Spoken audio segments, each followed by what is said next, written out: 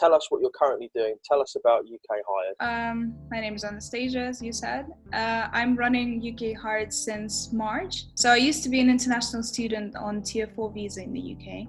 And then in March this year, I switched to Tier 1 startup visa with UCL. So that's the time when I launched my first company. And UK Hired is a platform for international job seekers who require work permits to work in the UK. So the solution that I'm currently offering is a job search, a simplified job search for visa sponsoring jobs.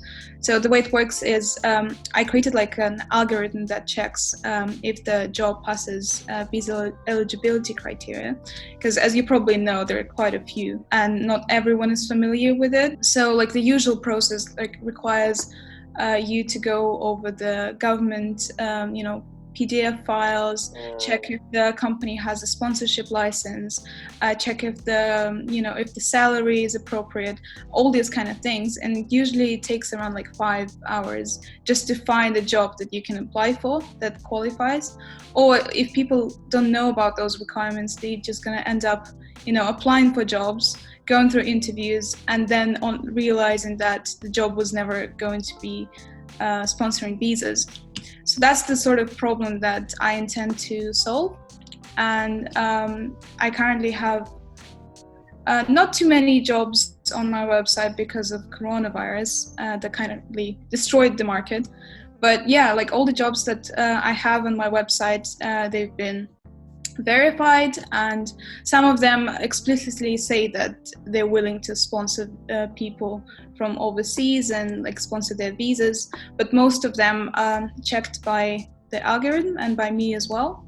So yeah, that's the sort of thing I'm doing. And we also like our main company aim, I would say, is to connect like talented global people with UK employers. Because I also realized that in the UK, like certain professions are in a shortage of occupation because there are not enough local candidates who can do the job. So I want to simplify this process of connecting UK employers and global people and sort of like facilitate this. Yeah. I really want to think about this. So you're at UCL and you're like, do you know what? I'm not going to get a job. I'm going to create jobs. I'm going to become an entrepreneur. Can you walk us through that process and what happened? I actually, I remember it quite vividly because I was, as I said, I'm on holiday right now. And we usually go on holidays with my fiance. We're driving from the UK to Europe somewhere. And I remember we were driving and, it's a very different feeling when you're going on a road trip, because you're like there's only road and you and your thoughts, so you can really kind of like go on different mental journeys as well. So I was thinking and like telling him like, I've been thinking about like creating this product, like what do you think? And he was like, yeah, that's awesome, like that sounds great. And I'm like, I'm not sure, like I'm not an entrepreneur. I've never considered like going out there and like doing something. I always kind of had this system, like how you go to school, then you go to university, then you get a job, and that's how you move on like with your life. So I never considered like going the untraditional way. My dad is an entrepreneur, so I can't say that I didn't have like a role model, but also I kind of grew up in a very patriarchal family.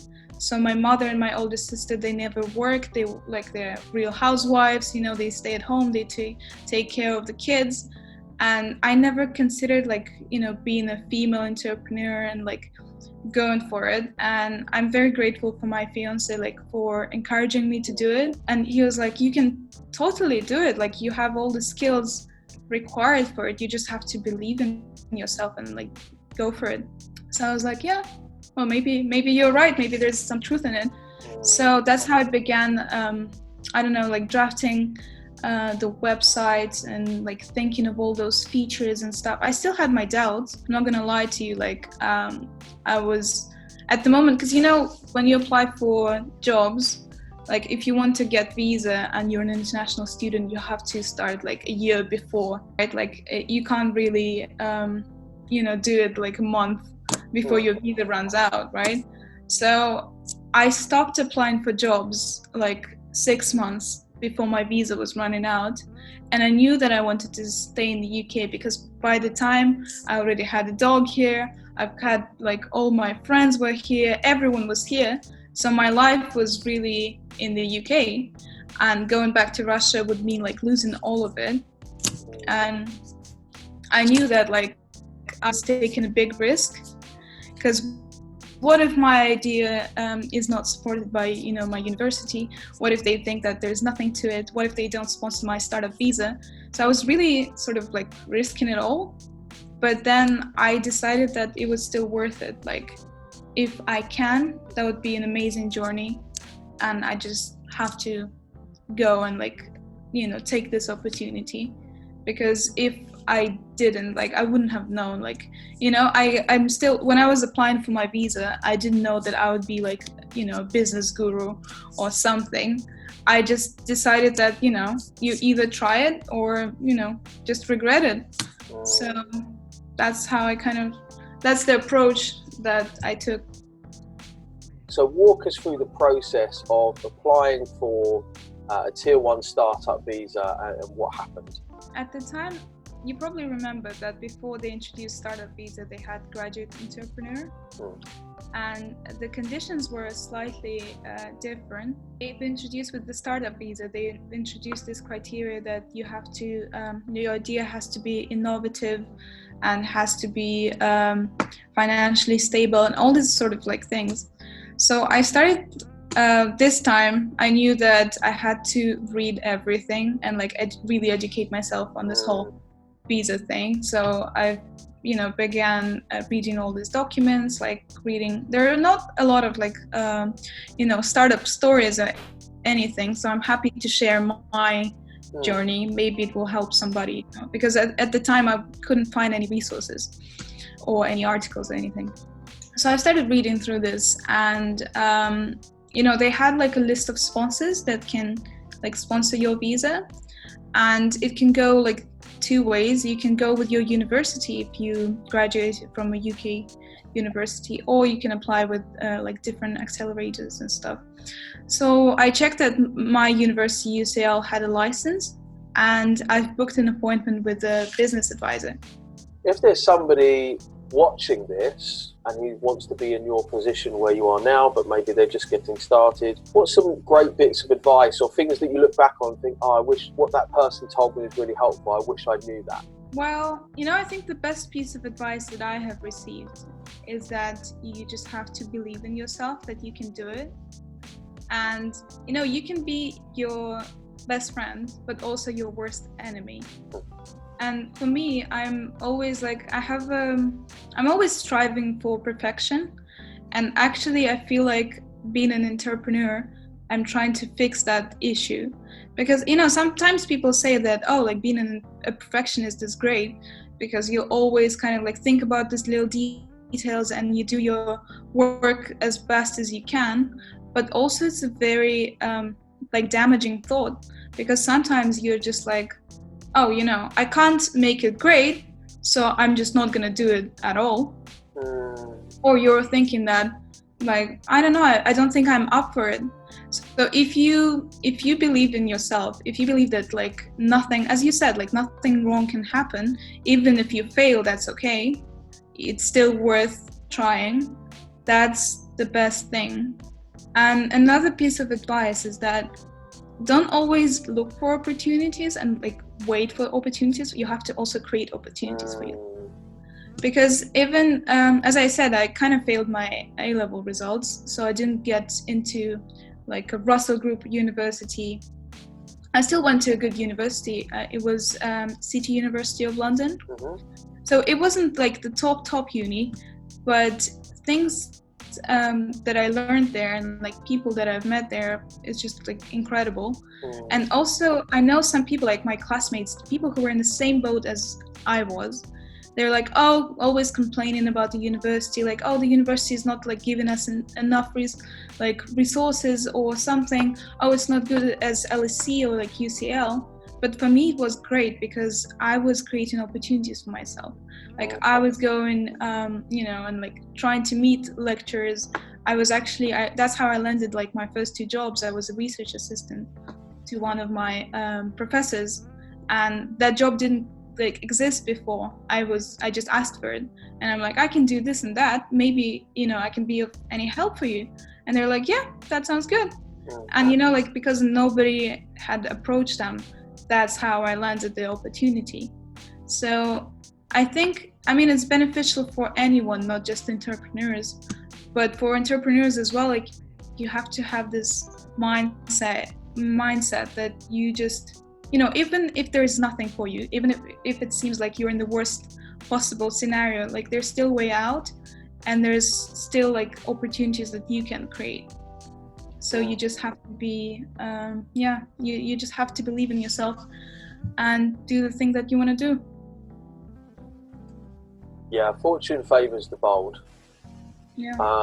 And I tend to find that I'm really proud of my failures, because it makes me who I am, and it gives me this sort of understanding that really, so what? Like you were saying about with your grades, so what? Now looking back at it, it's just a blip. But it's something that's character building, that made you kind of go, that is not a standard that I am satisfied with. I wish to up my game and go to a different standard, and here you are now. Yeah. Also, like your failure doesn't define you. And I feel like it's a very kind of therapeutic process, imagining the worst case scenario happening, and then how do you feel? Okay, like you failed, like it's the worst, like you've hit the rock bottom. Now what? Like you still kind of find out that like the life goes on, and also you realize that even if like you give a horrible presentation, you are the only person who's gonna get like obsessed over it. Like other people would forget your failure like 5 minutes, because we are so self-observant, and like like people don't notice if you make a mistake. Like it's only you. And as I said, like you can be your best friend or your worst enemy. Yeah. So if you don't focus on your own failure and you just move on, like you learn your lesson, that's good. That's the sort of thing that gets you going. We're kind of aligned, and we've come together in really our own personal cause, or to produce products and services that we believe will better help international students or people in the international community. Something that as a second generation migrant, I'm really quite passionate about. So considering the current landscape and everything that's going on, how do you feel, whether that be on a personal level or from a university level or from a kind of a business level, how can we better help international students? What are the things that aren't being done or that could be done better?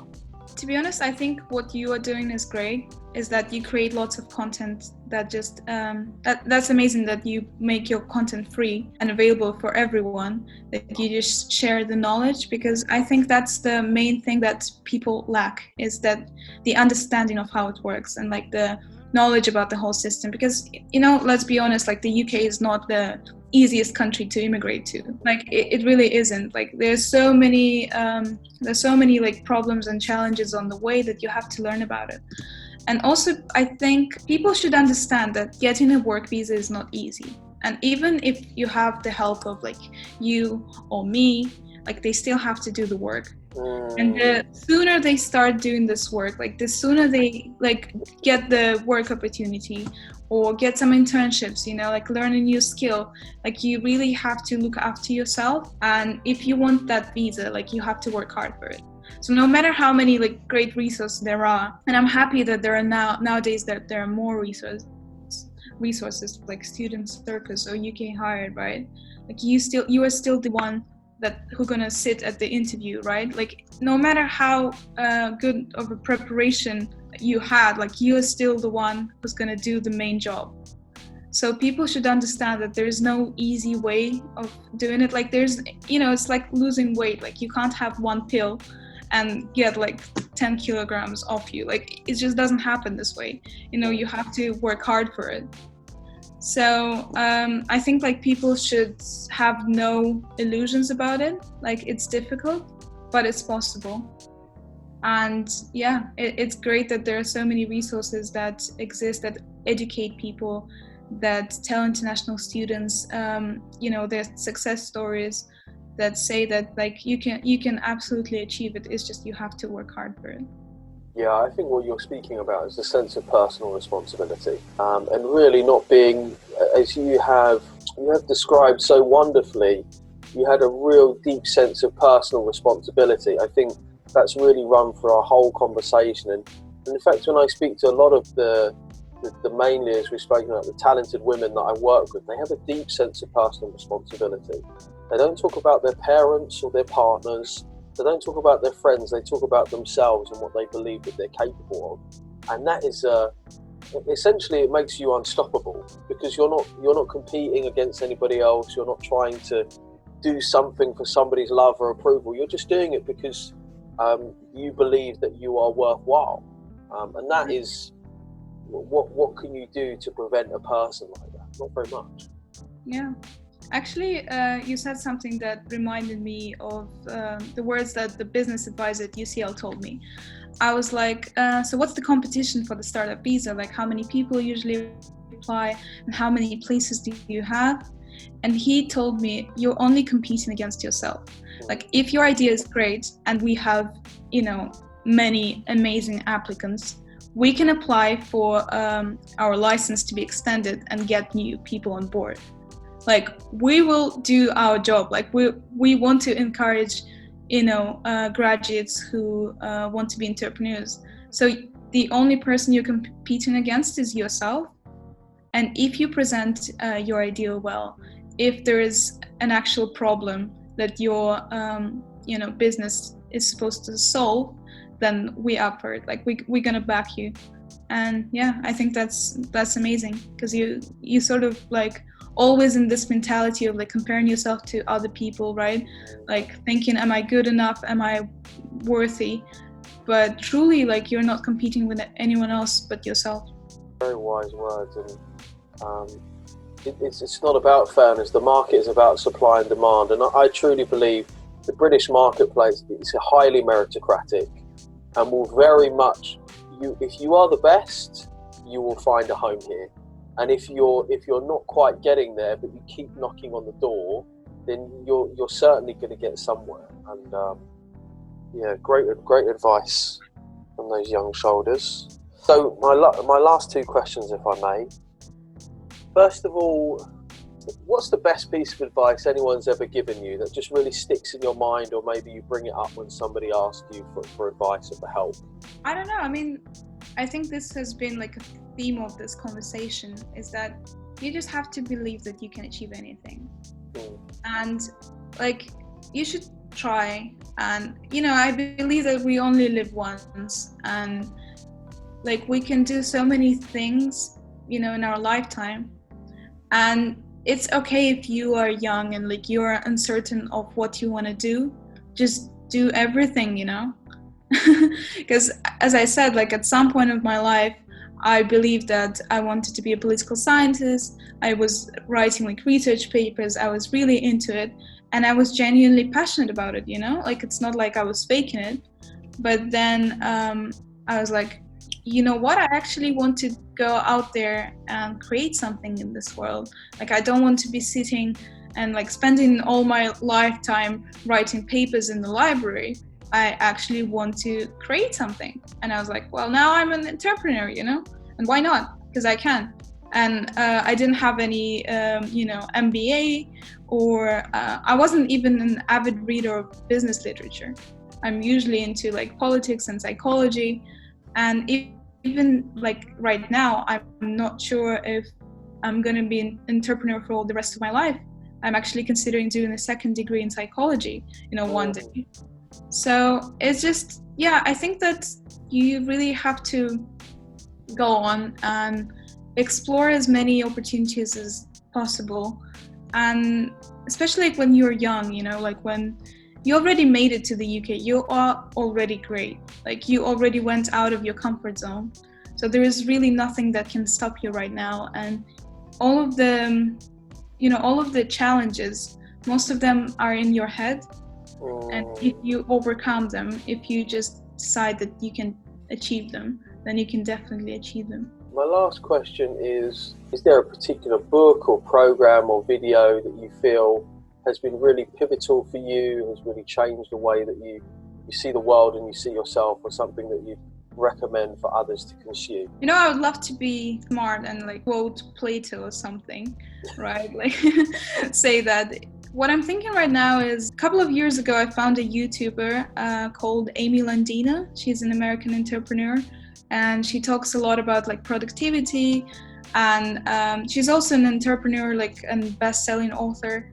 So she's this sort of like boss lady. What she always says at the end of her videos is, she says that go after the life that you want, and that really resonates with me.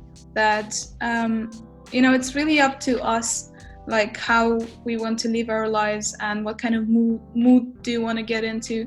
Like, even if, you know, with the morning, like she talks a lot about like morning routines and like waking up early and really setting your morning for success and like setting your day for success, you know. And it's really up to you, like, you know, do the things that you like and live the life that you want to live, like the best possible life and the best possible version of you that you can be. So that's the quote that kind of resonates with me. Cool. And it's Landino, is that Landino? Yeah, no, Landino, Landino. Cool. Yeah, that's brilliant. I think her channel is called Amy TV. Amy TV. She rings a bell. I'll definitely put a link to great, it. So yeah, thank you for. I love her channel. She also has a podcast, Good Morning, Good Life, I think, or something like Detail Therapy. Yeah. So that's something. That's brilliant. I'll put the links to both of them in the description. Anastasia, thank you so much for your time. It's been absolutely wonderful, and I just love speaking to young people, because I just feel like I just feel inspired and motivated by everything that you said. So we look forward to all your success and seeing UK Hired blossom and be the word on every international student's lips. Thank you. Thanks a lot for inviting me, and I hope I hope I managed to get my point across, and I hope I managed to describe my journey, and maybe somebody who's also considering to run their own business or considering to stay in the UK and get the work visa, they would get inspired as well. And if some of your visitors want to ask me some personal questions, or if I haven't covered everything, you can write to me on Anastasia@ukhired.com. Brilliant, that's really generous of you, and I will also put those contact details in the description, as well as all of the socials. I'll grab them from Anastasia, put them all in the description, so you can get in touch, and of course go to ukhired.com and subscribe. All right, brilliant. Thank you so much, and enjoy your time in Spain. Thank you.